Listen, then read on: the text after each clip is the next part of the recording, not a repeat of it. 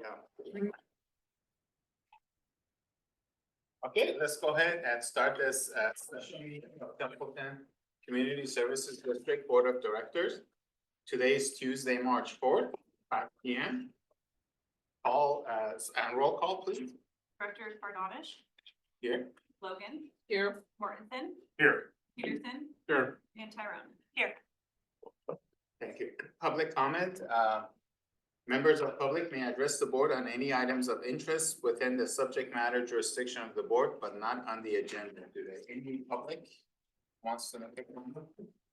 No? Okay. All right.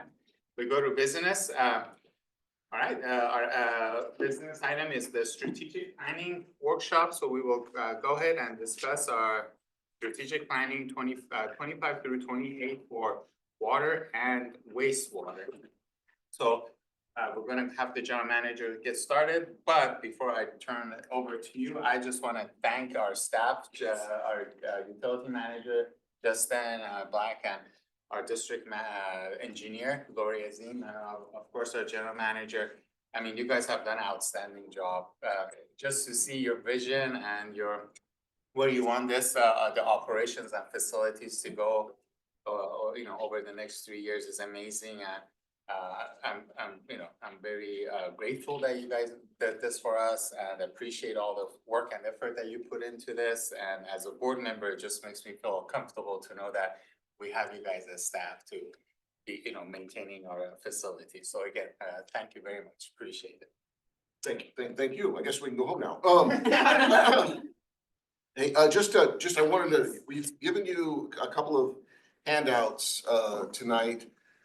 Since these items were posted on the posted and made available to you last week, there were a couple of, revisions. The revisions are shown in like dark green. I don't want to call special attention to them, but, they're just reorganized a little bit, and then, some of the engineering projects are broken out into some sort of sub-steps. And there's been one addition related to, use of some technology, for a couple of items. So we have this newer version available on the screen tonight, and I'd prefer to work off that if that's okay. Again, I apologize for not having that information for you earlier. We just, we wanted to take one more stab at kind of refining a couple of things, before today's workshop. So this is broken down into two areas, water and wastewater. If it's okay with you, we can start with the water items first. And we can go through this in as much or as little detail as you'd like. This is, again, sort of staff's first stab at what we would ideally be able to accomplish over the next 3 years.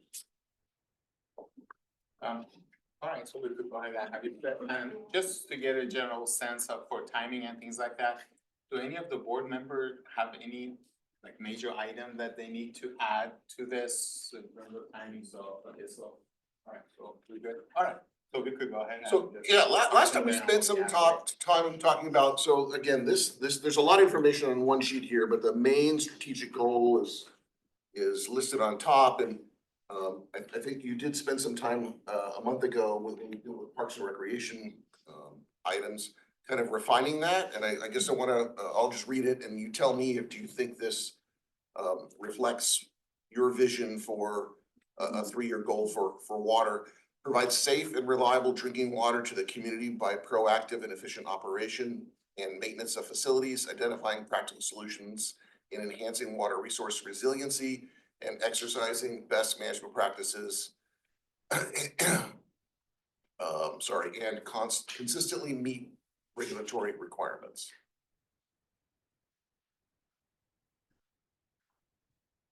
Any problems, any comments on that? Okay, that's good. Right.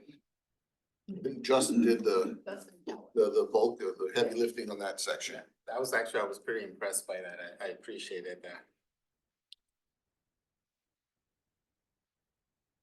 Again, I deserve 0 credit for that. We spent time prior at the yard with staff and encouraging getting input from staff as well. Oh, nice. So, some of this, the backbone of this is really coming also from field staff. Oh, wow, that's nice. And again, similar to what you saw a month ago with Parks and Recreation, these are broken down into sort of a, you know, a major overarching goal with objectives and supporting actions, and then in some cases, some sub-supporting actions. So the first objective is update long-range water system plan with 3 supporting actions. Complete master plan update. That we've actually been working, we're kind of on, in the midst of an RFP release for the master plan, water and wastewater master plan. So some of these are gonna tie really closely with the wastewater side, since that's being done together. And we envision that being about an 18-month project, and so that's why the date was chosen, the end of next year. That master plan effort will also produce capital improvement program projects, project level or budget level estimates and prioritization. We expect that to be an outcome of the master plan, so that's listed there as item B. And then follow-up activities following the master plan would be to complete a user rate and impact fee study for, again, this will land on both water and wastewater since they're being done together, but that could follow the master plan effort, using the master plan as the supporting documentation, particularly on the impact fees or development related items. So items A, B, and C are very much tied to the master plan effort. So how does it work with for the user rates though? So if our budget is doing well, so is this just so that way we'll know we're hitting the right, the reason we're doing this user rate study, is it just so we know we're at the right place, or what are we looking for? So the master plan is gonna we're gonna have a number of items in the master plan, some of which will be growth related. In other words, expansion of the district's system, maybe it has additional capacity related items, but many other items might be replacement or not necessarily tied to growth or new development. We'll be incurring costs going forward that are replacing wells, replacing other infrastructure that would be tied to the rates. Thank you. Sorry about that. And then item D is really based on your discussion just from a few weeks ago in terms of evaluating the water buffer model and modify as needed. So that's not related necessarily to the master plan effort. Is there room for him? Sure.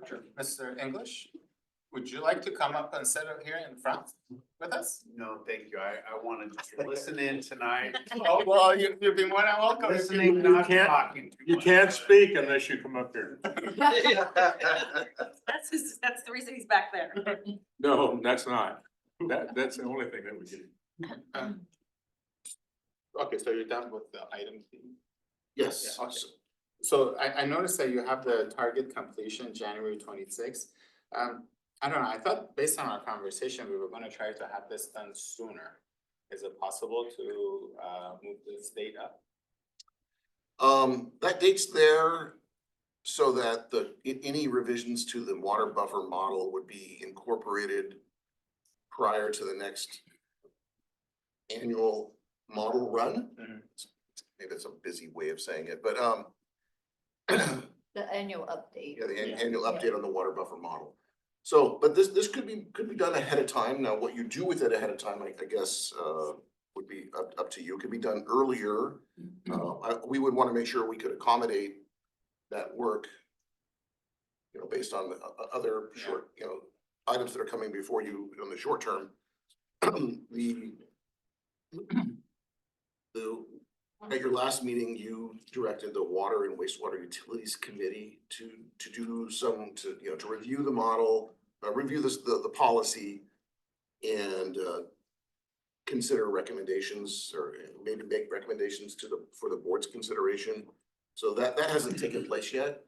So that will probably be a factor in terms of how fast we can get this done. Yeah, I mean, I was thinking, and with our discussion that we had at least, I was thinking to try to get this done as soon as possible. So that way, if we could release some, if it's, we study it and if it's feasible to release water units mid-year, for us to go ahead and do that, because I feel like if we have a bulk of water units that we could release, it's easier for us to send out multiple notices and get multiple response back at, at once. Versus if you only have a small batch of water units that we could release, then it's just gonna take longer and longer. So we could just be doing this for a while, just, whatever 40 units that's remaining. But I mean, so my thought was to look at it, to look at the assumptions, and I think by making some tweaks here and there, we could possibly revise this, review it, vote on it, and then maybe be able to release some water units mid-year. Well, I think the date is too far out. I agree with that. Because this is saying just evaluate. It's not saying implement any changes. Because I don't think we know what No, changes, no, we if don't. any, You're we're right. going to implement. So I think the evaluation, I would expect to be done much sooner, perhaps even this year.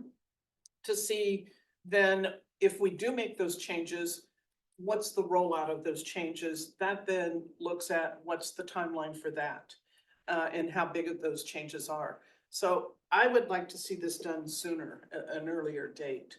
Leave the evaluation because we don't know what that evaluation is gonna result in, if anything.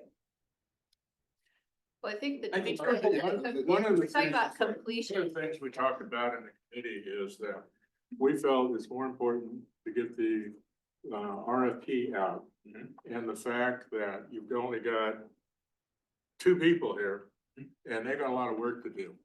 And it's gonna take them time to give us the information on the water buffer. So we felt anyway in the committee that it's more important, again, to get the work that they have to do to get the RFP out. Why Because would you once do an that, RFP? for the For the Master master plan. plan. For the master plan. master plan. But for the water buffer policy, for that So that model, will be most likely inclusive within the master plan.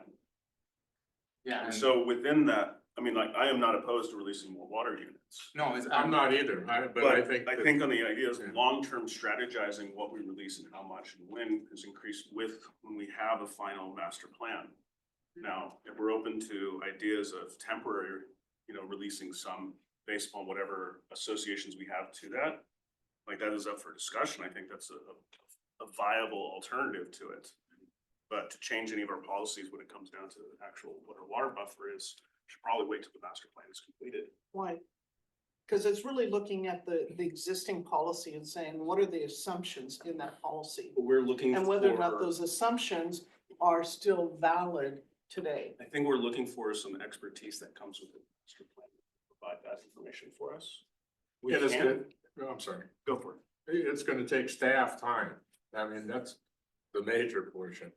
If you're gonna tell them that you want both of these done, I'm not sure they could get it done. Well, I don't think there's any interdependency between the master plan and the water buffer model. I don't see the dependency.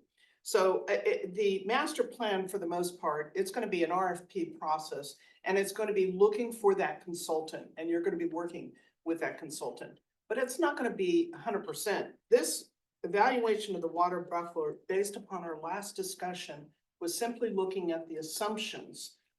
And I think knowing that we were, I think, in agreement that we might be a little too conservative. So I think there's some things we can do now related to that evaluation and determine whether or not we make any changes potentially to that buffer policy. Whether or not there's something that comes out of the master plan, fine, we can always make an additional changes. But I think we need to do something now in terms of the evaluation to say, are we too conservative or not? And I don't think that should be a problem for staff to complete that. So what would be Well, the that's what you think. proposal for Okay.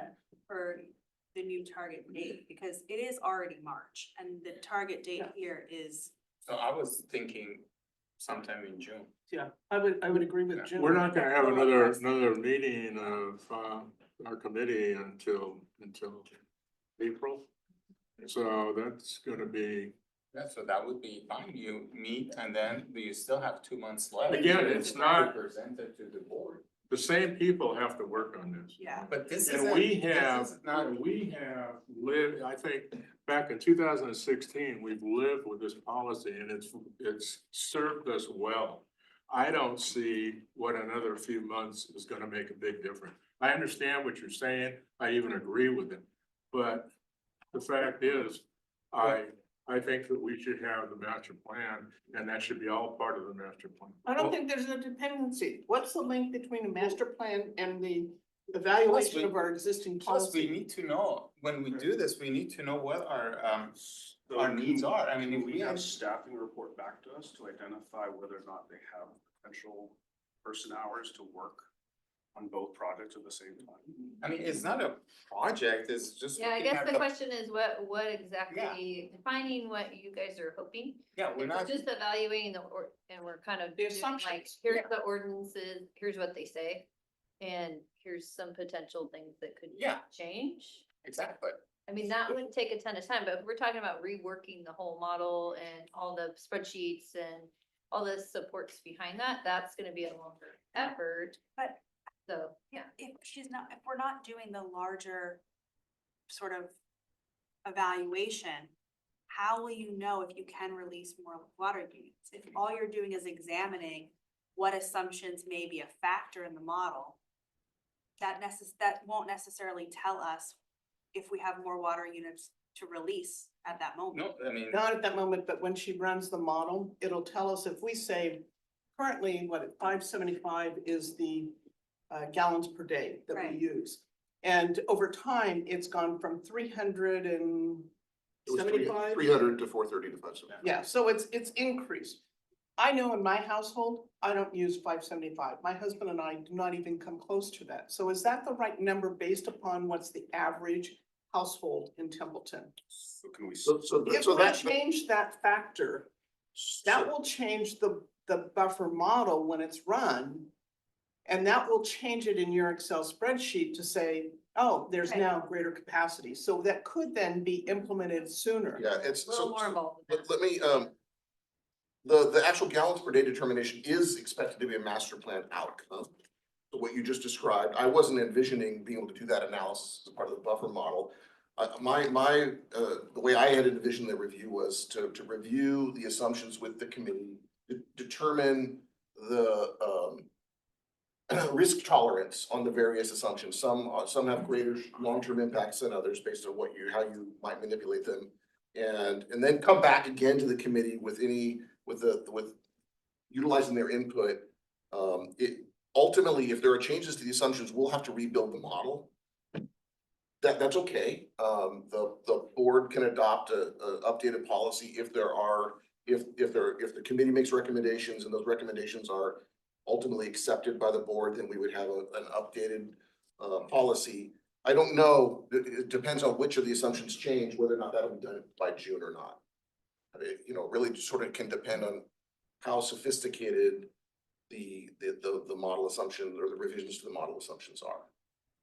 And how fast we get through through the committee and how many committee meetings it takes, et cetera. Again, I don't understand the urgency. We went 5 years without releasing one water unit. And I'd like to hear from staff on what their feeling. Sure. I guess that's me. Justin doesn't really deal with it so much. I'll just say, in the last 3 years, the only people that have tied in water meters have been ADUs. So we don't have a bunch of people knocking down our door to use water units or actually tying water meters. We do have a couple of tracks that are in the works. A lot of them already have water. So even though there are people on the list, obviously, and I agree with you, we need to get through the list as soon as we can. We don't, the urgency of it is, just depending on your, that, but to say, there are some things that the previous boards have assumed, in the model that is something that could be discussed and, could be looked at because me as an engineer, I kind of question like, why would we assume that? You know, just it might have been a choice of the board at the time, not a technical reason, you know, so. Like the There are certain things that aren't technical that you're right, might not be connected with the master plan, and that was just a preference or some. They probably had some support for why they chose that particular, part of the plan. So those things could be looked at outside the master plan, but then there's other things like changing the gallon per day allocation from 575 that would probably need to be supported by the master plan, so we'd wanna.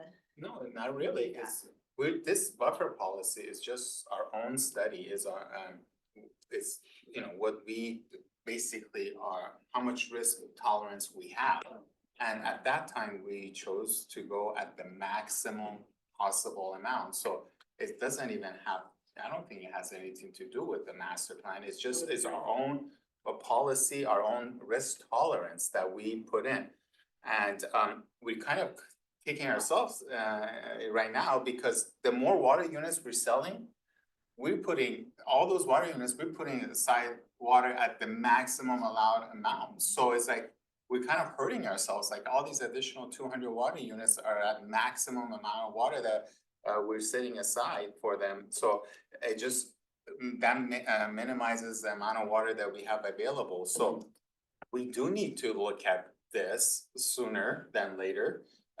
Because, and also another reason for it, we're talking about building massive infrastructure with Creekside Ranch. So, I mean, it's good to know how much demand do we have? Are we gonna put this whatever millions of dollars invest and then turn around and say, wait, we don't need that much water? Should we have been urgent? So I mean, that's part of our master plan, so we do need to know what the demand is. I just feel like why, if you're saying that like the water buffer is based upon an internal policy and internal board decisions, and it's our discretion about how we change it or how conservative we want to be or not, how are we not going to be repeating the same mistakes without information from, say, outputs from the master plan?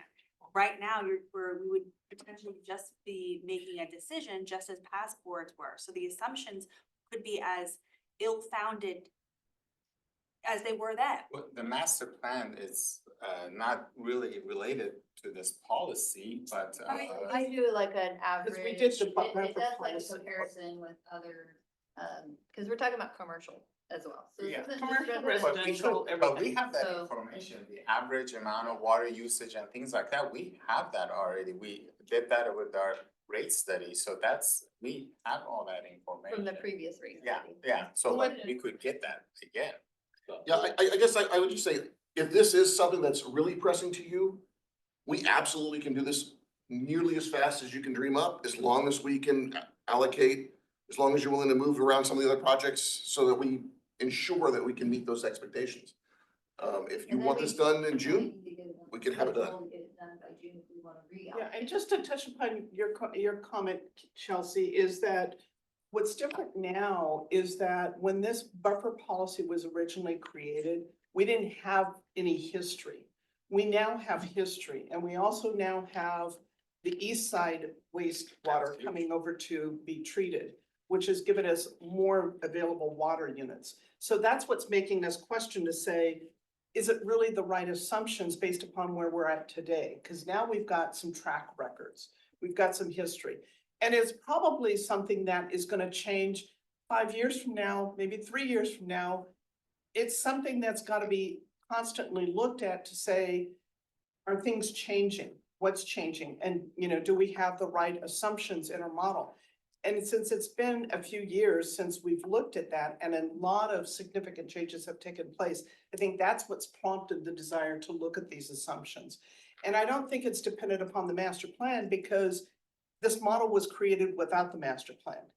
So it's not an interdependent item. It could be that as a result of maybe looking at it now and seeing what changes perhaps could be made, when the master plan is finally completed, it may be that we go back to this buffer policy later on and say, oh, we need to make some further adjustments. Or as things get completed in the master plan, we'll be looking at this water buffer policy to say, do we need to make further changes?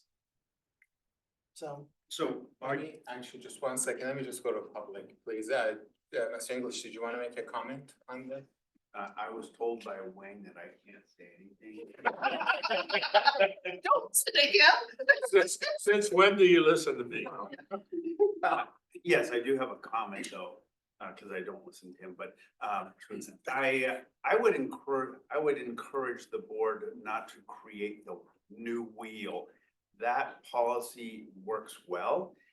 I think, there is going to be a process where you are going to, go through the water, master plan and some data will be provided. But that policy works well. There's just some assumptions that are way too conservative that would be easy to change quickly. And I would encourage the board to move forward as quickly as possible with some simple process that doesn't require the staff to have a ton of work. We don't need to throw that out and do a new policy. This can be, use what we've got. It's a solid policy. We have some good data. And I would encourage the board to move forward as possible, as quickly as possible. Certainly doing things smartly and not making any mistakes, but we don't need to throw that thing out and recreate it. I mean, there's some good data that you're gonna get. Yeah, no, I agree And with that. you don't need, maybe down the road you do a different policy, but right now that's. And I can also say is that the evaluation may result in saying, hey, wait until the master plan. Cause this is just an evaluation. This isn't saying implement a change. It's Well, saying the way it's evaluate. drafted, it says, and modify as needed, Well, so I think it's the evaluation that we asked for because it's gotta come back to the board. you would have to for adopt further revisions action. in order to modify it. Yeah. Could we break D down into two things then? One be the evaluation by June, Yeah, I would say and then modify modification as- would need to happen, as soon as possible after. well, and I would say It- just take out the second line and just say evaluate the water buffer policy and the assumptions. That's what we're looking for. Not And- make, because you can't really say when those changes are gonna be made. So Or if changes will are be we, made. are we looking for a high level view earlier? And then once we have that high level view, then we identify dates and times for completion? Look at the assumptions. Look at the assumptions, make some recommendations. Are those assumptions still valid? Do the assumptions need to be changed? What's the impact of that? That's what I'm looking for coming back to the board. I don't know if you. No, I agree. But I think that's what we're looking for is that kind of high level evaluation to say, and maybe that there's assumption that you say, oh, well, we'll include this in the master plan. Or this will be done now or recommended to be done, or here's the impact if it's done now or later. That's the evaluation that I'm looking for. Just so there's some clarity here, from my point of view, the water buffer model was provided to, or is being provided to consultants who are interested in giving this proposal on the master plan. I didn't expect those consultants to make specific recommendations to change that. It's source information for them to know about to know the district's policy. That's already been provided to, as a part of this RFP packet. The only really material item that would probably come out of the master plan that would affect the water buffer model in the short term is the gallons per day assignment. If the district were to change the gallons per day to some other number, which hypothetically, it's 400 or whatever it ends up being as the gallons per day for a dwelling unit, equivalent dwelling unit, and you update the code to do that, then obviously going forward, we would, any water units would be issued at that revised figure. So that won't be available for some time, that's 2 And years I out use or the 18 months out. Gallons per day is an example. So I'm looking at it, we talked about having an evaluation because I think at the last meeting where this came up is we felt that the assumptions may be perhaps outdated. And that's what we asked for that evaluation. So I think this is saying two things, evaluate and implement. And I'm just saying, we don't know what we're implementing. I would say just complete the evaluation at this point. And take out the second modify as needed, because we don't know, because some of those modifications could be tied to the master plan. Sure. I don't know. Would an example of, would an example be then like the 20% buffer that we have on top up and above, modifying that and so Absolutely. evaluating that and Because making. that was one of yeah, the assumptions. We said, oh, 20%. 20% was just a kind of a Yeah, swag. Yeah. There is no, I think, basis other than that's what we felt we're comfortable with. Yeah. You know, so, Well, I saw some information about like some other communities have that number, but then other communities also have different numbers. I that- don't- And we could look at that again. Yeah. What have other people done in other Yeah. communities for their buffer? but I think what we asked for was the assumptions. And based on those assumptions that you look at, you may say, well, this is going to be, this assumption would be, you know, something in the master plan. This would be something that could be made, and here's, you know, why could be changed now.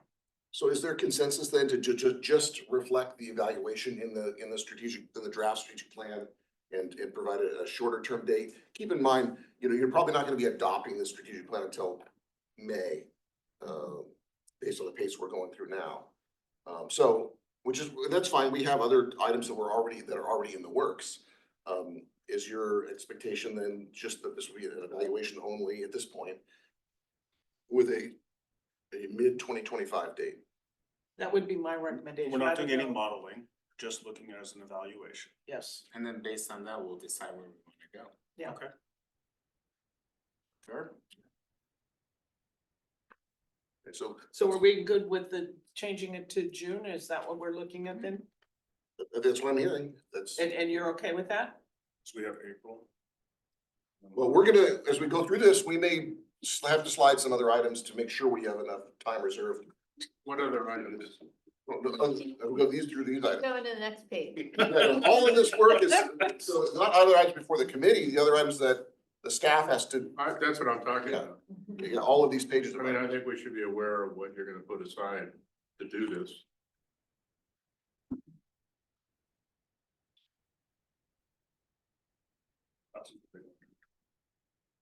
So, well, as we go through this, now you can determine if you're willing to postpone those, and I'll lean on Lori and Justin to determine if we need to make any adjustments to these dates based on that, kind of speeding up of that first item. So the next section, it deals with regulatory requirements. So these are, some of these dates, some of these items are coming from outside, state regulations change, we're given a deadline, that's why these dates line up. This first one, cross connection control plan, Justin, I don't know if you want to this is something that the board probably hasn't heard of. Can you just describe what report we have to put together for that? It's another mandate from the state, and we work with the county as the administrator of our backflow cross connection program. The county is really taking the lead on this and working with a number of agencies, cities, districts in the county to draft these plans and get them submitted to the state so that we're in compliance. But this is, we just finished the lead service line inventory. It's never ending. It's one thing after another. We're gonna kick off PFAS testing in this summer. And so there's just always another requirement, a new report to a new program, a new database to take part in. And so then this is something I'll be working with the county to make good on and get it submitted. I don't know the ramifications of it. I don't know if there's going to be, if it's gonna take more time from staff to implement in the future, because it's still being drafted right now. It will be finished, this summer and submitted to the state, and it will receive their blessing. But I'm not sure what ramifications will come up down the line. So item B is, we're required to do our PFAS testing second half of this year, so that'll be done, and that could have significant impacts. It's too soon to state whether we're concerned. Right now, we have no known PFAS results, so That's right. we'll know more as the. We'll start testing in June, and we'll be reporting back throughout that June-December period. We have to test from June to December. And so we'll report with any results as they're provided. And then Justin, I don't know if you can kind of touch on this monitoring and reporting plan. That's like a state update to Safer Clearinghouse or Yeah, well, and so or whatever. We recently were working with the Division of Drinking Water and working through a sanitary survey. Those take place every 3 years, and there's ongoing changes to our monitoring and reporting program, increases in testing certain facilities. In this case, a big one for us was testing of all of our active wells, regardless if they're operational or not. And so that's gonna require significant increases to staff and operating facilities, starting them up when they've been, for the most part, they've been offline for months. We have to flush them. There's a lot of work there. So our monitoring and reporting program plan needs to be updated to incorporate these recent sanitary survey requirements. So we're gonna be taking that on, working with staff. We've got an excellent staff that's in charge of testing, sampling for our wells right now, so we'll be updating that monitoring, reporting plan ongoing here. And then item D, again, operational issue, flushing and activating or turning valves. So it's a significant effort to do both those activities within the whole system. It is, and we've been reaching out to other water purveyors locally and getting a real feel for what they're able, with the resources they have, what they're successful. What is their plan? Are they looking to actuate the system's valves and flush the system on every year basis, every 5 years? Are they doing it as complaints? Is it kind of a reactive as complaints come through? Are they focusing on dead ends? And those sorts of things. So we're looking to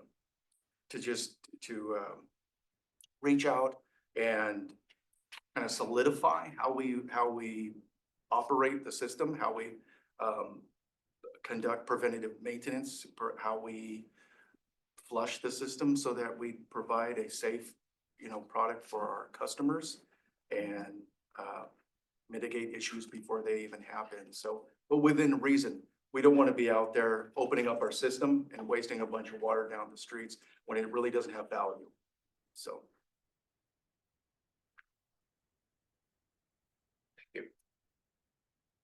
Okay,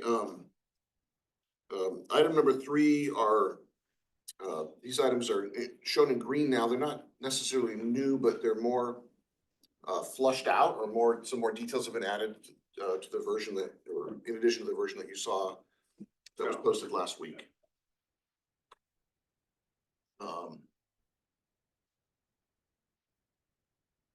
So we're all aware of what's going on with Platts 4 Deep Well. We're in the midst of a potential rehab.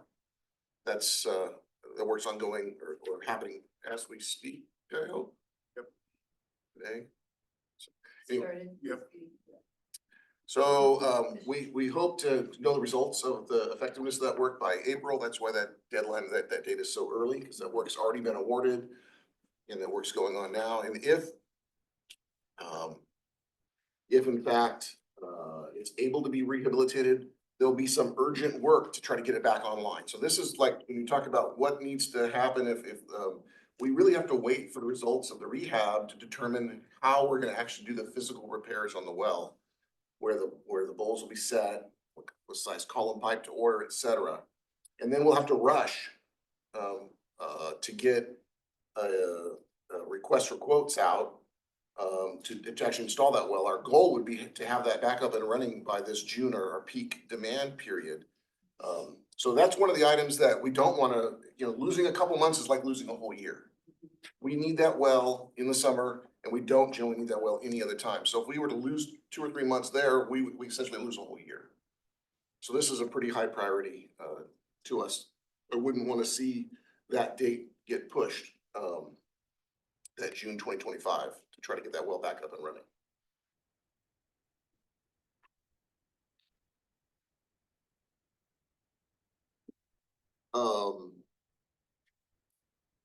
The Platts River well, so this is somewhat related. We've had a historic well on that site that wasn't used much. It was problematic for a number of reasons, and then ultimately has failed. So we've done some preliminary work to relocate that well on the property, actually quite a bit of preliminary work to relocate that well on the property and made good progress with the property owner. So these are the steps that remained.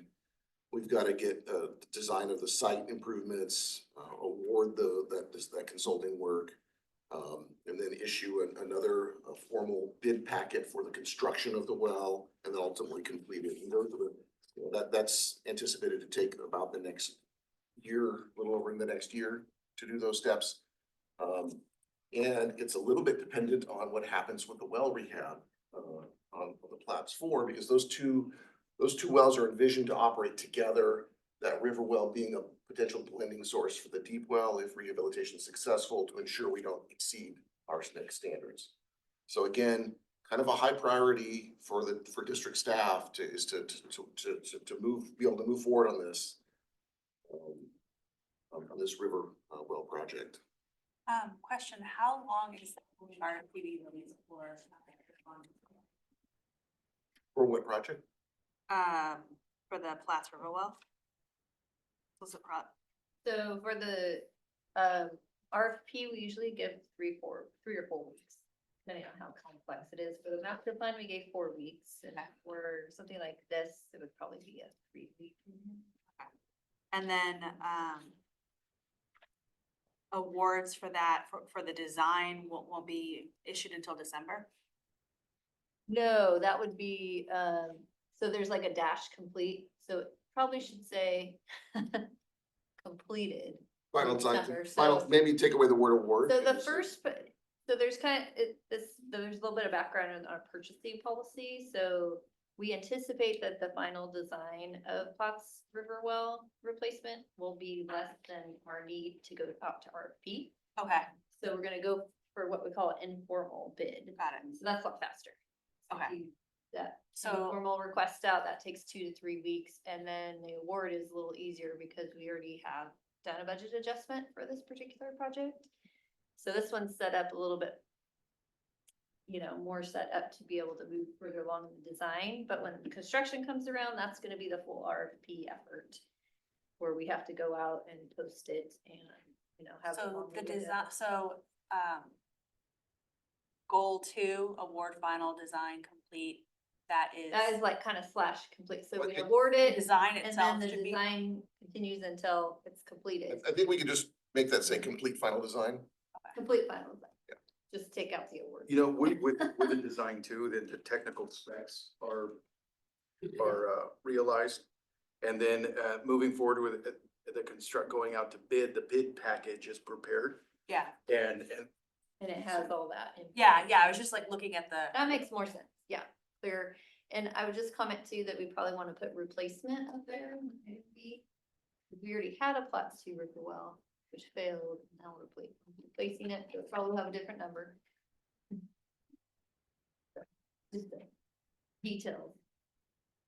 We've actually now have 5 wells on the property, right? and so then, number 3, that's when the award will be issued, or the RFP will be Right, released? so the RFP will go out, the goal. Yeah. Of getting the RFP out early 2026 and awarding. And then- And then the completion of the construction goal would be. Just 4 months? 4 months later. Yeah, because when you do, well, with the well, yeah, I mean, actually, might wanna push. The well itself might be 12/26. 3 months, but there's a building, Yeah. there's a building involved. so Yeah. that might There's be a little building, there's electrical, ambitious. we're gonna let electrical work and some other That things. might be a little ambitious. You wanna delay, is that? 9/26? Yeah, I mean, it's hard, that's what I was telling you. Dependent I upon. was telling Yeah. you, These are- I don't have any estimate. Yeah. Yeah, it's not a project plan. I don't have schedules yet from Yeah. contractors, so these are just throwing some numbers out there, but I do kind of see that might be a little Well, optimal. we could just change it to 12/26 if it gets done earlier. Yeah, we'll then it gets flip you, done earlier. yeah. So. Well, 26, Thank 26 you for for the understanding. It's one of those things where everything has to flow pretty quickly and, When, sometimes we award these contracts, like with this situation with Platts 4, and they could start for 2 months, which Yeah. wasn't really, expected. So there's these other things where we don't have a ton of contractors around here that we can't drop everything, so we do have to allow for potential for that, but. Yeah. next one. So then, item C, this is also kind of like broken down into the various steps. This is the Nasi Recharge and Recovery Project out at the Creekside site. And we can report some newer information just since your last meeting is in fact, where we stood 2 weeks ago was that we were waiting for the County Board of Supervisors to approve a budget amendment that would allow that we're funding, but that would allow the county staff to to award the contract to WSC to do the design for the project. That has now occurred. So we anticipate that taking about a year to design. That is not for the whole project though. Keep in mind, that's the replacement of the turnout. So that's from the Nasi Meadow pipeline under the river, across our property into a location on our site for us to accept water. That's their very simplified version of the portion of the project that they're gonna work on. So item 2 or II is what is now the other half of the project. So that's the design of the percolation pond, the design of 2 what I'll call river wells. And there's a bunch of plumbing that needs to be put on the site to tie all those wells together, including a chlorination of all the existing and new wells and water treatment systems that we don't presently use for the river wells. That was a requirement coming out of the Division of Drinking Water, because we would be introducing surface water close to the well locations. So they had insisted on having some more advanced treatment. It's not a full-blown treatment plant, but it's some filtration for any of the river wells that operate when there's surface water nearby. So that's the design of that component. Again, these are just rough, target dates. I pushed that back a little bit just today, Lori, because we have not issued, again, back to what we need to do. In order to make these dates, we gotta start working on this stuff now. And so you ask about what are we gonna be giving up? This might be one that has to slide. If we're gonna devote effort into something else short-term, then we may end up having to slide some of the RFP work that's really involved. And just describing this project so we can release it to consultants to give us proposals takes quite a bit of staff time. The development of a request for proposals is a pretty involved, lengthy process. So this might be one that we may end up not being able to meet, because this work would have to start now in order to meet that June 2026 design date. The county was way ahead of us, right? They've been working on their half of the project for 1.5 years now. But that's kind of where I think in order to have the design complete, we'd have to kind of start right essentially now. Yeah. And then we'd have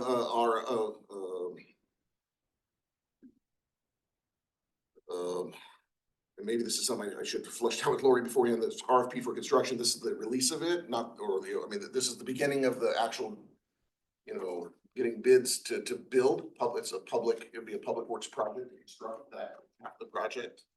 The county's work will be led by that turnout will be taking place probably along parallel lines or times, but that'll be a county-led effort. And you're dependent upon the county and when they complete in order for you to go to.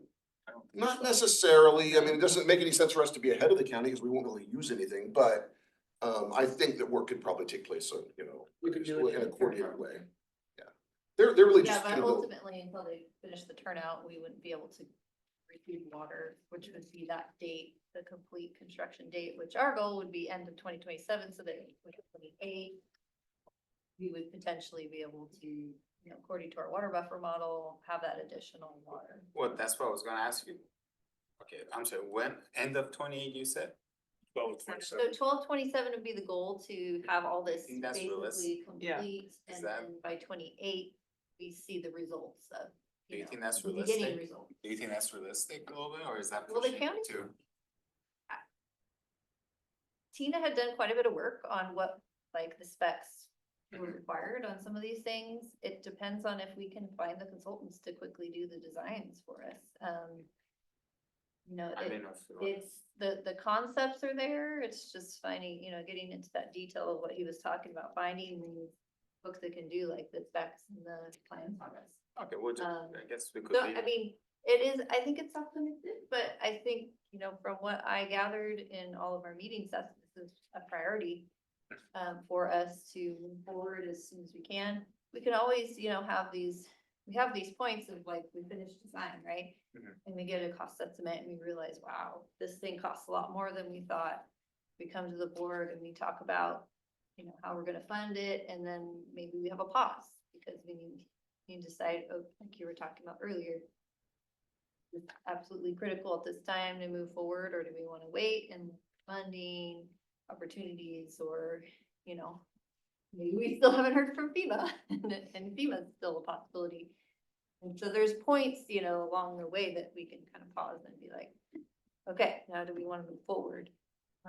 Probably concerning, you know, I would say budget, the big thing. So Yeah, I guess I we would can just, push it, we can push it, but it just seems like, you know, to continue and to meeting the overall goal of having that Nacimiento water, you know, bump up the available water in the district. As has kind of been on, you know, all of the staff reports and all of the schedules that I've seen, that it was supposed to be, you know, available by 2028. so one of the way this table is intended to work is that once the board determines how frequently you want to review this, let's say I'll just throw a number out there, let's say it's once a year.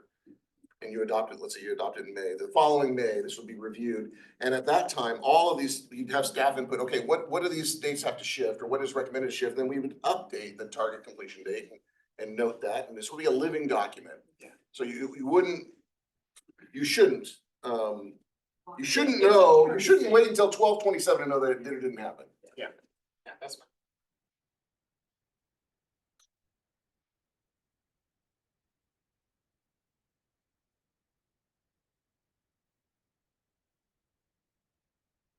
GIS, so this is something you got briefed on in Yeah. December. I will say, I think we've had a little hiccup. Again, back to we're a tiny little agency, right, with small staff, very dependent on vendors and consultants to help us move things through so we can bring some expertise to the table. So we had a long-term partnership with a vendor, well, or a consultant that was helping us implement GIS. And they're a small company too, and they actually had a death in the, amongst an employee, and that's shifted our expectations in this area.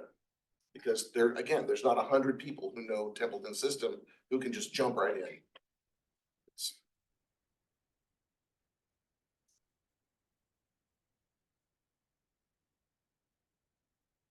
Item E, this is a new addition from today, and actually, it's not, please pick on me, because I wordsmithed Justin's language here and probably screwed it up, but, don't like, I got you down here, Natalie. I know, You're first- down here. I'm seeing of it. So right now, the idea behind this is to formalize kind of our documentation and record keeping as it relates to service orders and work orders and even like a routine maintenance protocol for the utility system. So this same language appears in both water and wastewater. But the purpose of this goal is to see what we can further leverage from some existing platforms. Right now, we already utilize Tyler Technologies, and we already actually have a service order system that works pretty well, but it's dependent on a customer telling us something and then we keying in the service order system, and it keeps good records and associates those service orders with accounts, so you can look back years and see what's occurred on these various accounts. And Justin, if I understand this right, the idea here is to take something like that and to broaden it into more routine maintenance and determine what we can get out of either Civic Plus, and Civic Plus is our web platform. It has a really cool customer engagement component that we've lost somehow. It used to be called Notify Me, and I need to get that back up and running because we were getting random notifications from the public about just various things in town when they didn't want to call somebody, or it was a midnight on a Friday, or it was a Saturday afternoon, and we want to activate that as well. So are you expanding the systems that you currently have, this Tyler and Civic Plus? Or are you looking to just leverage certain components? I mean, because I don't like the word broaden existing. You're just adding on from the modules that That's right, but really so they provide, Tyler has these modules or these components. I'm not far along enough in this to distinguish if we were able to add asset management component, if that was going to be other resources like monies we'd have to pay Tyler additional funds per year to be able to have that asset component. I'm not far enough with it, but they do have the ability. They've got the We can work with them. We're using staff are familiar And I with. guess it just depends on what module you're talking, because we do have an asset module. Yeah. So I don't know really what you've been looking at, but. This is as far as I was able to get, was finding out the ERP Pro plan that we have.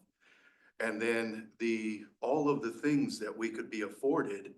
And then so looking into identifying, within Tyler, how we're going to, better our service. Our service right now, requests are largely to, Jeff's point. They're customers calling in and a record is made, staff go out and deal with whatever the issues are. There really is a lack of preventative maintenance, sort of, on a monthly basis. Something comes off of your printer saying you need to go out and you need to flush these hydrants. You need to actuate these valves and that sort of documentation as well. And then seeing that they have an asset management component to it, I thought how fantastic. Natalie and I were just meeting, dealing with the electronic annual reporting for the reporting for the state for water. And they would like you to communicate, identify all the different customer complaints that we've had within our community. And within, they give you parameters, they give you criteria. And so then being able to better hone and document these community issues, internal, external issues, and being able to then use them for reporting purposes or preventative maintenance measures would be. So you're evaluating the systems to see how it can achieve some process improvements within your department. That's what the goal is here. It is, and in the parks, and I apologize, I don't have the parks in front of me. There was an element in the parks as well for this, and it started with develop. And I think that we were looking at possibly applying this E here that we have in the water, this broaden. It could be the words could be changed, but apply it to parks as well, and maybe to other areas that using existing software to be able to help us with service orders, work orders, asset management could be applied to a multitude of different departments, functions within the community, within the district itself. So yeah, maybe we could replace the word utilize with, replace the word broaden with utilize. So I think what Justin's brought up, maybe this capability already exists. Yeah. We just don't know how to use it. Yeah.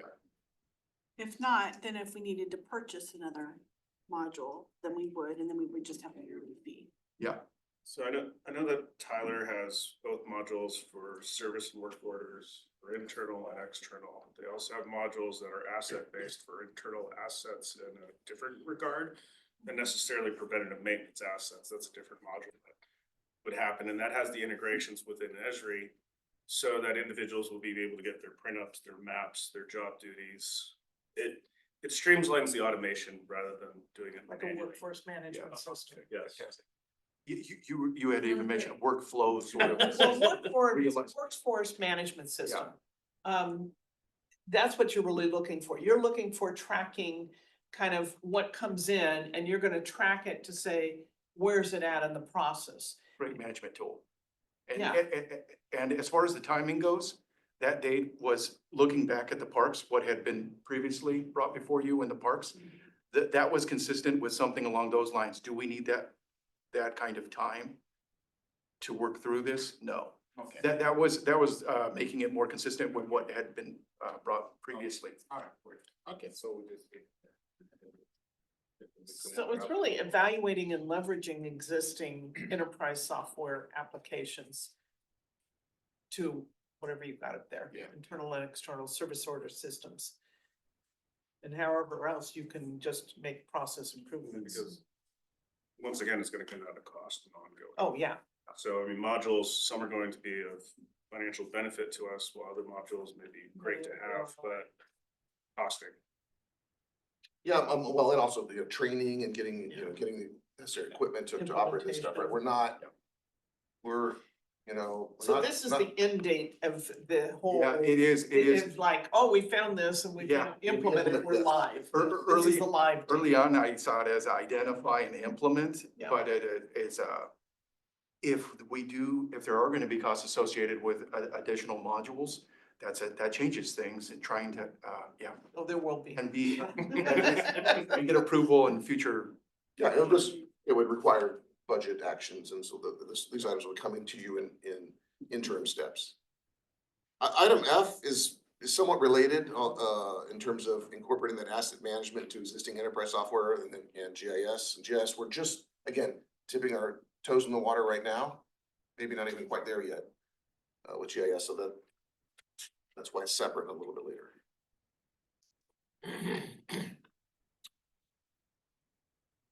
And then item 4, the green item changed a little bit just based on the discussion I had with Justin yesterday. Again, we weren't able to connect on all of these items last week fully. And so I just sort of clarified, and Justin, maybe you can go into some detail, right? Those of you hopefully everyone's been at the wastewater treatment plant. That's our sort of field work site, right? So anyone who works for the district that has a lot of field responsibilities, they come to the work site there, their day is coming and going out of that site. That's our corporation yard, because we don't really have one. So parks, maintenance staff reports to work there, et cetera. There aren't a lot of employee spaces in that location. There's a meeting room with some desks scattered. And what ends up happening is that meeting room is by default becomes like the changing room and the lunch room and all of those things. And so I think Justin's idea here is let's try to separate the personal space from the workspace. And then also on the shower, we do have an emergency use outdoor shower and indoor shower that might be being converted into some sort of chemical storage, but employees don't right now, if they got dirty, they could probably get their clothes off at work, but they're gonna have to go home to shower and clean up and come back to work. Because we don't really have facilities for that. And this was intended to provide that. In the initial draft that we received, I wasn't sure if those are two separate metrics, if you wanted to break out. And it looks like you've simplified it here, but if providing the interim space is one task and then developing a long-term solution, if that's a separate task. Yeah, it can be. I kind of took off some of the language because I wasn't confident we were gonna implement those things in the next 3 years. And just the longer term solution. And so when this came to you last week, it said temporary. And I don't want to view this as super temporary necessarily. This might be a short-term solution that we may need to make work for 5 or 10 years. Okay, and so this milestone is just to provide the temporary space with the goal of having that in place by December of next year? Yes, the master plan, actually, we've included in the water wastewater master plan and evaluation of facilities to give us some longer term, longer range options. Okay. So, So I we're mean, we do- waiting for some of the recommendations to come out of that. Yeah. No, that was our thought. So this will be another a financial budget item that you'll have to see in the budget. And then Justin, do you want to just touch on the training matrix? Certainly, yeah, so it's just another area that we're trying to elevate in with our staff and their safety. One of our core values recently discussed and added, so it's absolutely top of mind. Just because it's last doesn't mean it's least. It's up there, and how our staff do their jobs and, information, the training that they've received and how to, flag traffic and, how to apply pesticides and use proper PPE in their work. So, trying to develop that, using other models that I've been a part of over the years, and so that, and working with our folks at SDRMA as well and Vector Solutions to try and see what they can support us with. And I believe they even just came through and provided some kind of a risk assessment. And so we look forward to partnering with them as we are developing, working with these past models and working with SDRMA to take care of our employees' training needs. So. Good job. Thank you. That's water. Is that, is there any other additions or requests to the water from the board? Okay, jumping into wastewater again, we'll start with the broad, overall overarching goal: efficiently and effectively operate, maintain, and manage wastewater collection system, treatment facility, and percolation field infrastructure, proactively complying and adapting to ever-changing regulations while promoting environmental stewardship. Just saying. It is. Nice. It's a group, it's a team, it's a I team. felt a little bit. I think behind we that. all been writing our vision statement. Well, I think you're gonna write our vision statement. I think you just volunteer. Well, this might be a little quicker. Items 1A, B, and C are identical to the water. You're welcome to review those again in more detail if you'd like, but they're identical to the water. They're all master plan outcomes. Or, item 2, very different. These are related to the new general permit.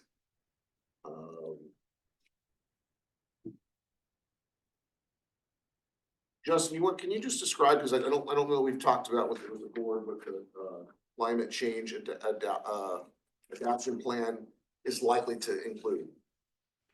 Well, the climate change adaptation plan and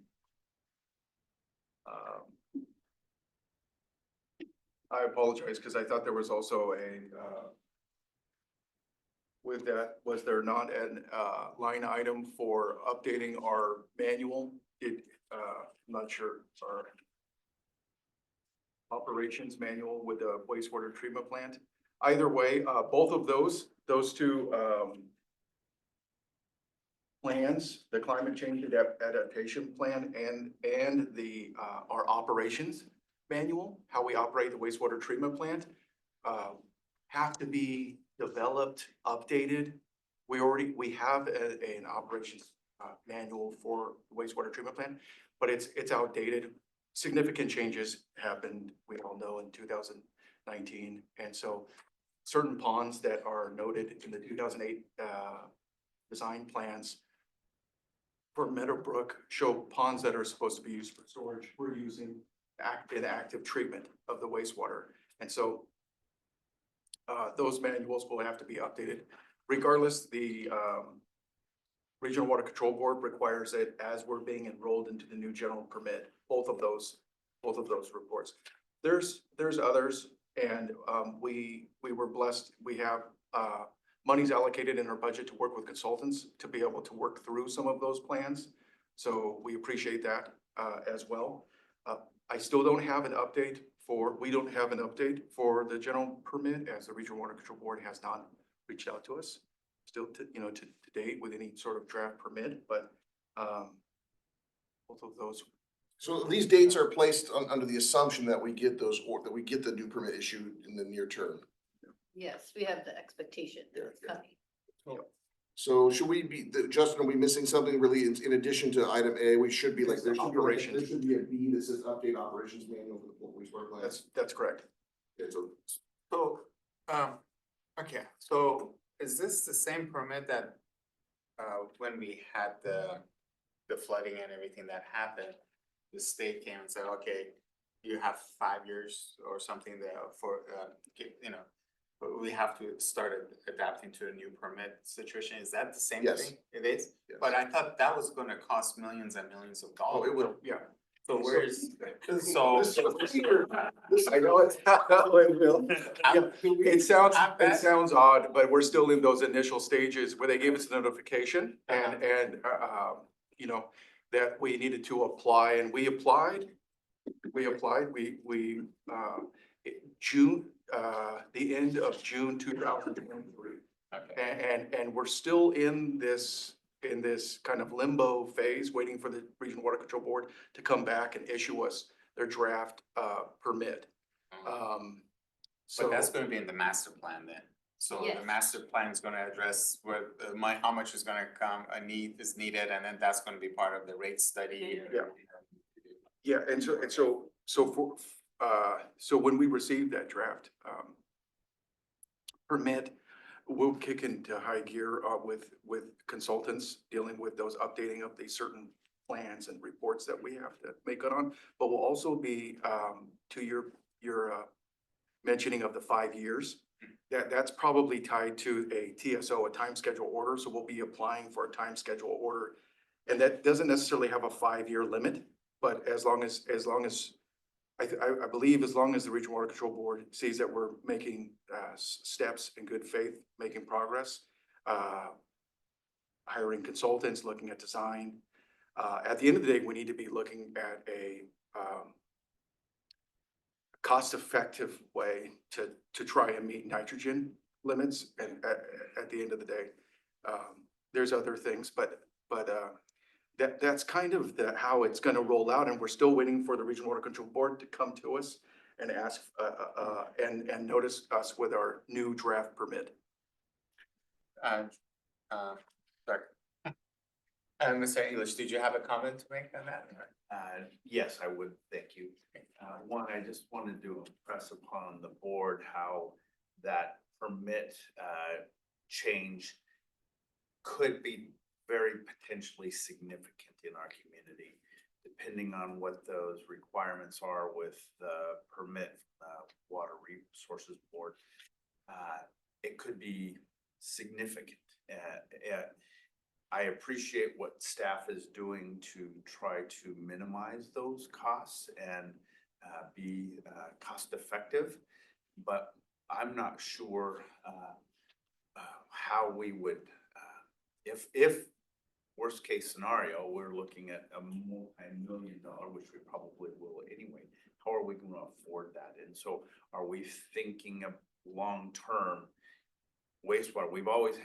We're in better position than we were years ago with wastewater. We were upside down, but we're not super healthy right now.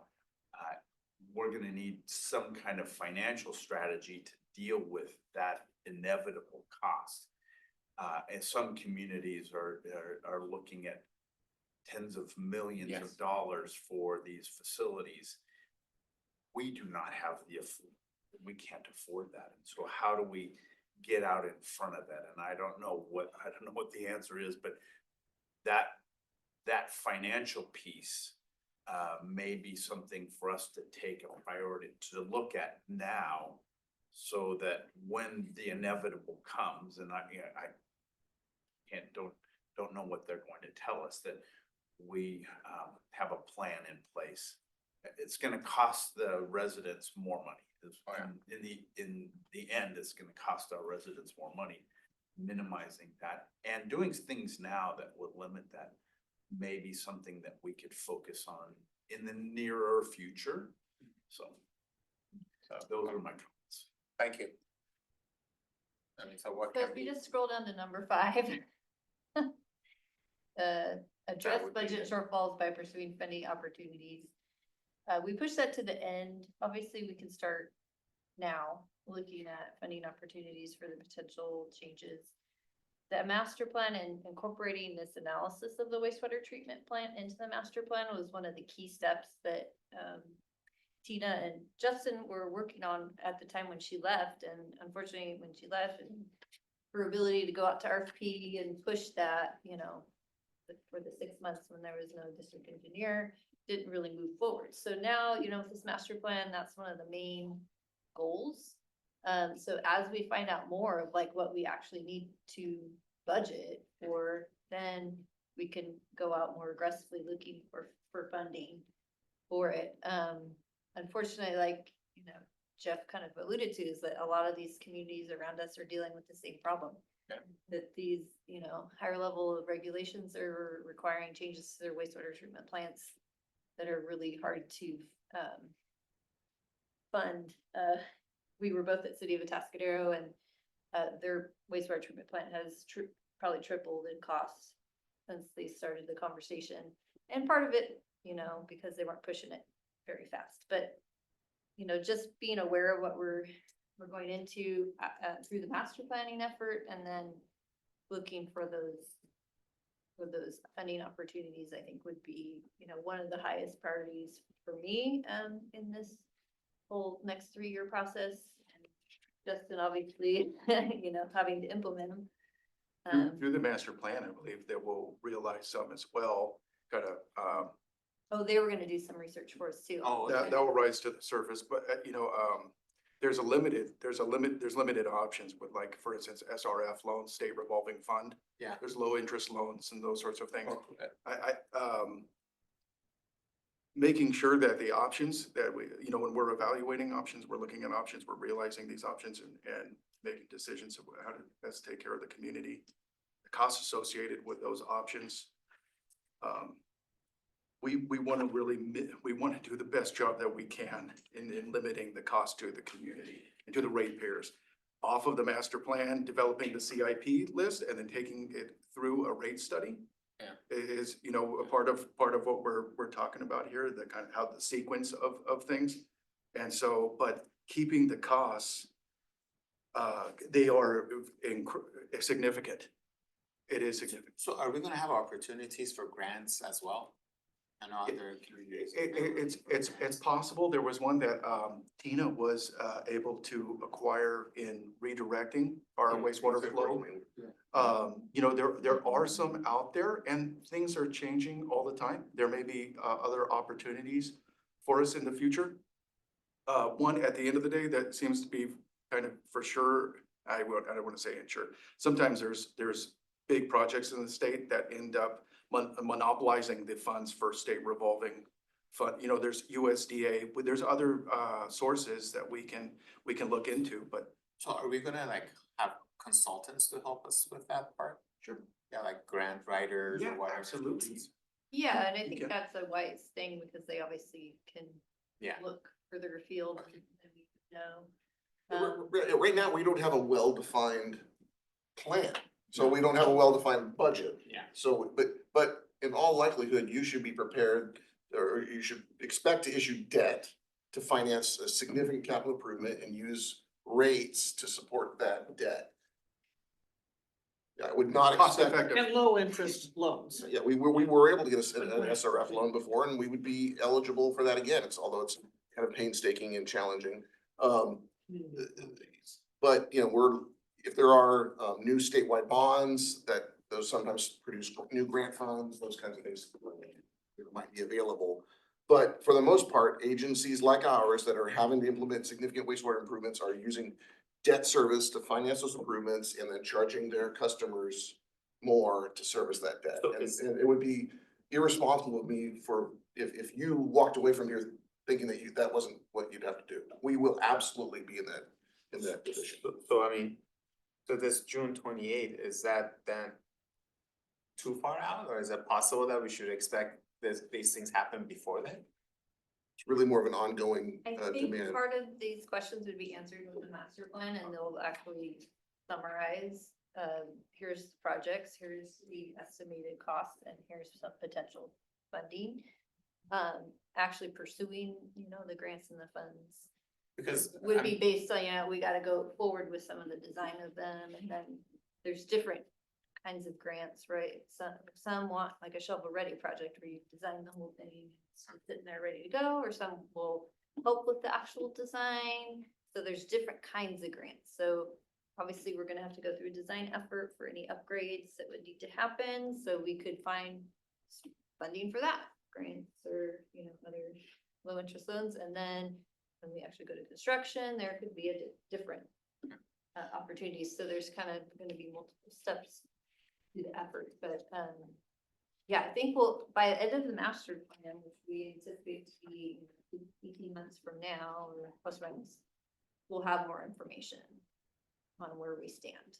And then, so once they, for state issues permit, I'm sure they give you a, so like, is it 5 years, 10 years that we'll have, to fix our ponds or our facility? How much time do they give us? We'll apply for that TSO, that time schedule order. And so there's not necessarily a time limit for that period. I use the kind of the framework of 5 years, but I think as long as we're moving forward in good faith. So we don't necessarily have to come up with all that money all at once. Yeah, going back to what maybe somebody that is gonna be providing funds besides a preliminary design or something like that, they also might wanna see that you have gone through a master plan, you have that CIP, and you have user rates that are sufficient to be able to recoup those expenditures. So, yeah, and it's all connected, that whole, yeah. And the Regional Water Quality Control Board does have some pretty, sharp teeth if they decide they need to utilize them. So while we may not have an absolute strict deadline day one, if we're not showing sufficient progress, they have tools available,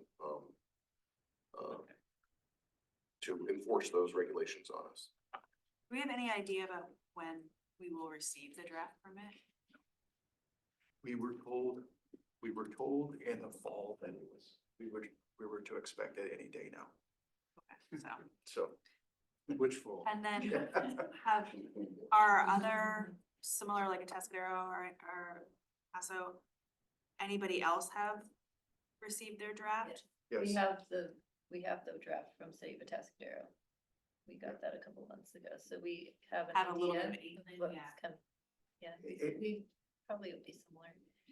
when the Regional Water Control Board started their messaging and their intentions of rolling large domestic dischargers of wastewater, that's what we're a part of. There's also the smaller dischargers as well. But so they wanted to gain consistency with permits and the entities, the 43, just in Region 3, there's 43 different entities and permits that they're managing and overseeing. So they wanted consistency as one of the things they were trying to accomplish. So inside of that, when the water board adopted that order, it's spelled out tables, the type of treatment that you're going to have, and the constituent thresholds that would be connected to that type of wastewater treatment by pond, by trickling filter, and by activated sludge mechanical type treatment. Lower in the tables, it spells out where we are and what basin we're tied to, and the objectives, the basin objectives tied to our location. We would be underneath Paso, and so then we're, for instance, 730 milligrams per liter TDS is what it says for Templeton. So you can pretty much bet that our permit's gonna have a new threshold of 730 milligrams per liter TDS, where our existing permit has a mean of 1,250 and a max of 1,400.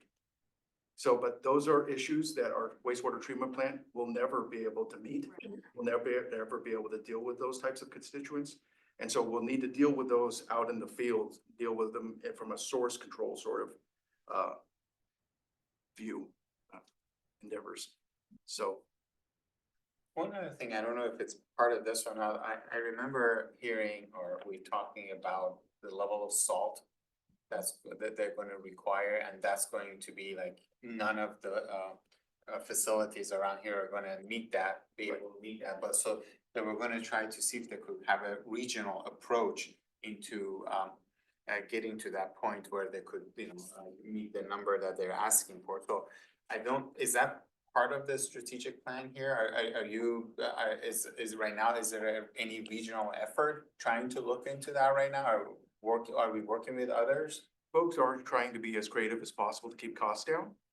I think the Mutual Water Company and the city of Atascadero are even trying to work together in some capacity. I don't think that's been realized. I don't think there's any agreements there. Is there a way for Mutual Water Company to provide the city of Atascadero a means to lower their TDS? There's a lot of stuff that's conceptual, but I don't know if it's ever really going to have the effect.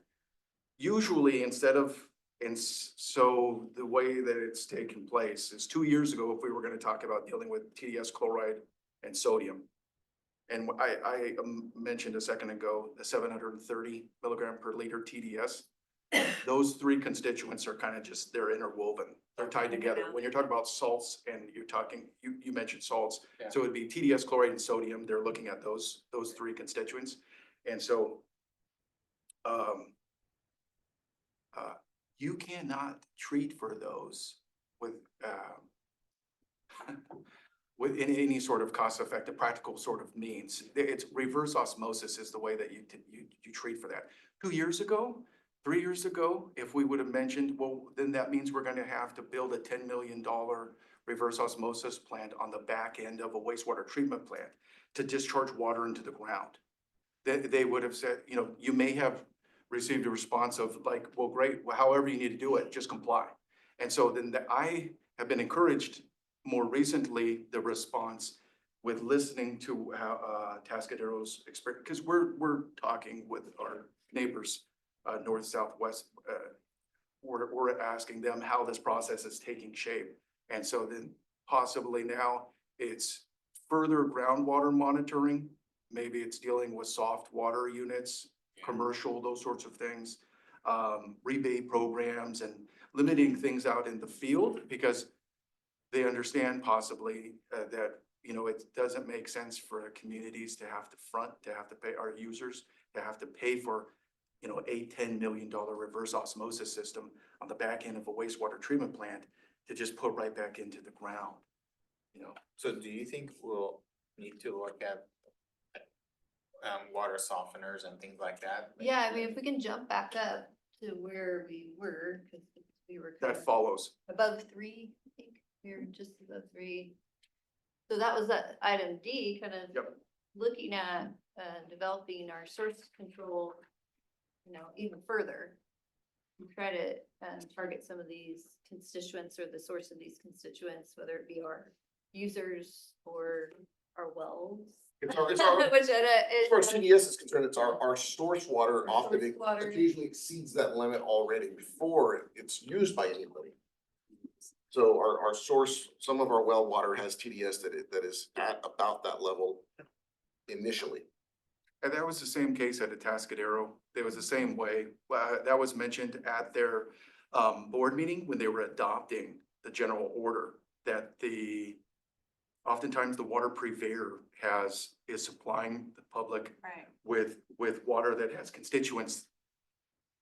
We as wastewater treatment plant permittees, we would be violating with the water coming right out of the tap. So it's really, it's good, it's not really practical, you know, to be able to treat, and we can't construct $10 million treatment facilities on the back ends of treatment plants. It just doesn't make sense. So dealing with it, you know, so going into it and having those conversations with the Regional Water Control Board, focusing on, we'll deal with, we can come up with a plan. We can deal with our total nitrogen and trying to comply. So the new threshold for total nitrogen will be 10 milligrams per liter. And our mean limit right now is 11 milligrams per liter. Our max is 20 milligrams per liter for total nitrogen. We typically violate both of those because we don't have a treatment plant. Ponds aren't set up to nitrify. And so then augmenting what we have, I mean, there'll be options identified in the master plan. Do we augment the treatment plant in some way? Do we build a particular facility off of the pond system and, you know, kind of in series that the water goes through the first couple ponds and then goes through a clarifier and an oxidation ditch, activated sludge type basins, aeration basins, so that we nitrify and denitrify. And then And then with the TDS chlorine sodium, we talk about our ordinances. We talk about groundwater monitoring, we talk about source control and deal with things that way, long-term monitoring, rather than trying to construct facilities that can try and comply that are too costly. It's. I mean, we will say that tentatively the water boards have said that there are certain constituents, if we were to not meet, they wouldn't be as stringent on. After that was expressed by multiple different municipalities that these limits were too stringent. So there has been that kind of verbal, oh, don't worry about it kind of thing, but it wasn't in paper and tape. And so there are some, issues with in general, but I think your approach is like excellent to say, how can we work with them?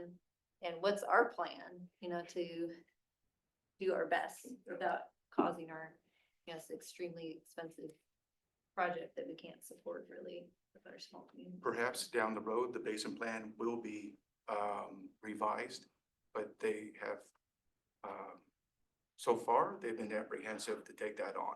It's a significant effort, so that's where your TDS chloride and sodium would possibly, we could change.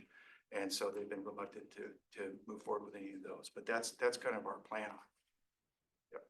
Just so I understand, I'm gonna repeat what I think you said, and then you tell me if it's correct. If we are able to sort of demonstrate through long-term monitoring that the water levels of these particular compounds, although potentially like at the moment, we're not meeting the threshold, but long-term, the compounds are dissipated, we could potentially mitigate the need to construct right away or costly either osmosis structures or whatever to take care of the compounds more quickly. Is that what you're saying? Yeah, it's a multi-pronged kind of approach with that groundwater monitoring and the Sort of let source time control and kind of- nature. Yes, sort of filter them out. instead of filling it with these concrete structures Right, to okay. treat, yeah. Okay. That But those they're- would be just too costly and. Right, It's not anticipated though that we'll be able to just monitor away out of all Right. of the requirements. There are going to be certain constituent levels that we're gonna have to meet or attempt to meet in order to continue to. Like total operate. nitrogen. Yeah, so we're, Got it, but, okay. so, but some of these things we could potentially argue that we can demonstrate they're potentially not as big of an issue for us through this mechanism, maybe. That's the hope, right? Yeah, Got it. they realize that there's I think there's I would, they understand how difficult it is to treat for those constituents as well and how costly it is. And just the idea of installing something like a $10 million reverse osmosis system. well, there's all kinds of other challenges. It's not just the upfront money, that's also very energy intense, so it's expensive to And the operate. byproducts. And then you have these harmful byproducts you have to Yeah. deal with, so Yeah. there's all these other environmental Yeah. concerns, so. All right, gentlemen. So you're gonna be hearing plenty more about wastewater challenges. in the coming- Yeah, so that was my other question is that, so, we're drafting this for multi-year, we'll be revisiting it on an annual basis. So I would expect then, after we receive our draft permit, like next year, that our strategic plan for wastewater would have more detailed. Okay, got it. Yeah, I think that's a good assumption, once we get it. All right, so I think you are. We're at item number 3. So I just quickly, again, some of these things are similar to what we had before. 3A, that's the JS items we spoke about underwater. D, you need to change. Yeah, so B is a little different with the employee resource binders. Well, you want, on D, I think you wanna say, Oh, he's on B Utilize. right now. He's on B right now. oh, B, I thought he said D. Yes. Sorry. I'm bad. C is some additional record keeping, yeah, D, will make match what we discussed underwater. Yeah. Utilize and whatnot. And then, E, follows the same as underwater. And then, 4A is identical to what we talked about underwater, same situation. And then 5 is, you kind of jumped ahead. That's really an ongoing effort. There won't, this deadline of 6/28 really won't exist. We'll continue to have to look at, I mean, our expectation is that there won't be one thing that's done at the wastewater plant that'll allow us to comply with the new permit. There'll be probably several projects that are gonna be necessary that may not occur at the exact same time. So this will be, this effort, this funding and financing effort's gonna be, you know, kind of longer lasting on the wastewater side.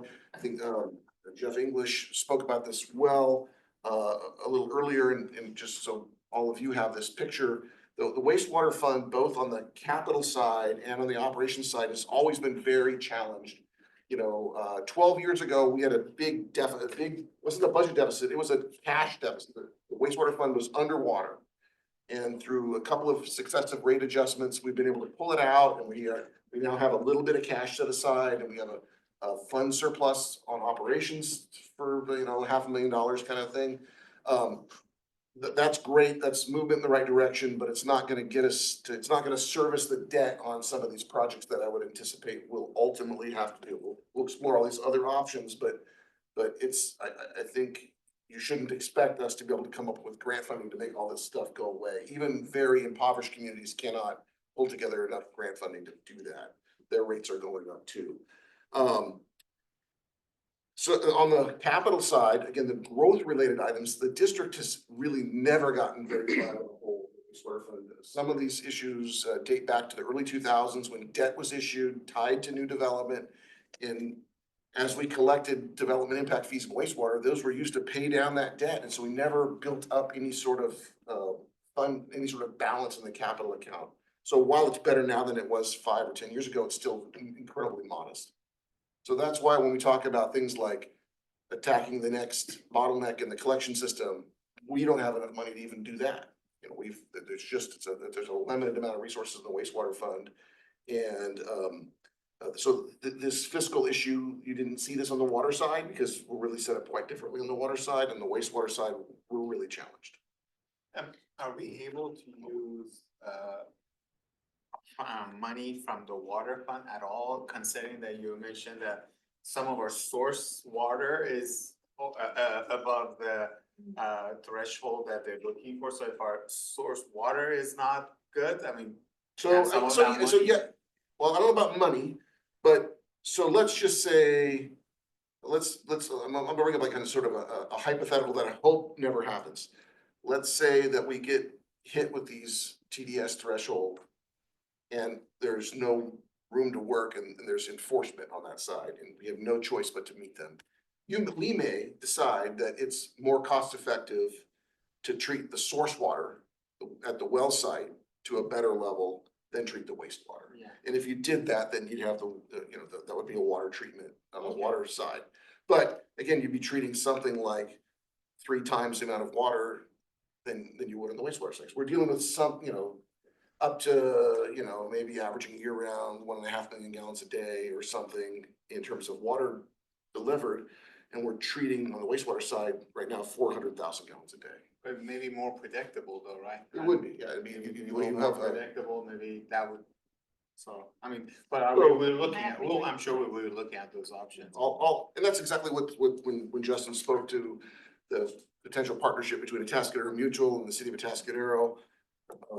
That's the same concept that it would have here, except for you're your own entity. You can handle both sides of the equation. So our source water is a part of that challenge. And Chelsea, to your point, that was an issue I thought of as well. Oh, wow. If Mutual Water Company treats it and then still City of Atascadero is still not complying with their Right. permit, and they're still having, Yeah. it's a tough situation.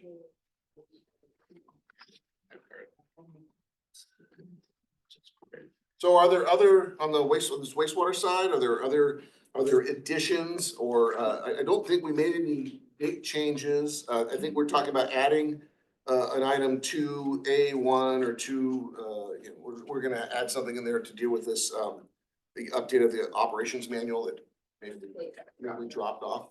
Is that what have this, just, are you recommending that have a 7/26 deadline as well? Wastewater treatment. Yes, please. Okay. Yeah. Mr. Update the wastewater treatment.